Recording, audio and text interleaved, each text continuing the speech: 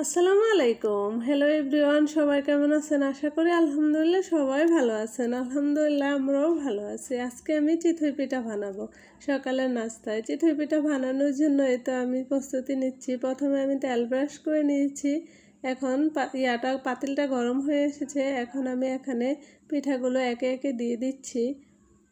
আর এই চিতই পিঠা আমার ছোটো বোনের অনেক পছন্দ। ও আমাদের বাসায় বেড়াতে এসেছে, তাই ওর পছন্দের খাবারটাই আজকে সকালের নাস্তায় আমি বানাবো। এখন আমি এখানে নারকেল দিয়ে দিচ্ছি। নারকেলগুলো আমি পিস পিস করে লম্বা লম্বা করে কেটে নিয়েছি, এখানে আমি দিয়ে দিচ্ছি।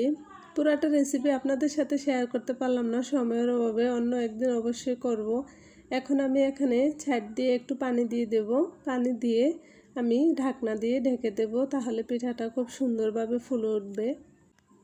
আর এদিকে পিঠার সাথে আজকে আমি মিষ্টি কুমড়া রান্না করেছি। মিষ্টি কুমড়া দিয়ে চিতই পিঠা দিয়ে তো খেতে খুবই পছন্দ করে। মিষ্টি কুমড়ার সাথেও আমি নারকেল দিয়েছি। এই রেসিপিটা আপনাদের সাথে শেয়ার করতে পারলাম না, অবশ্যই অন্য একদিন করব।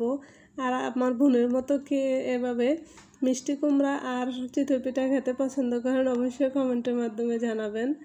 এই তো সব হয়ে গেছে, এখন আমরা নাস্তা খাওয়ার পালা। আসসালামু আলাইকুম।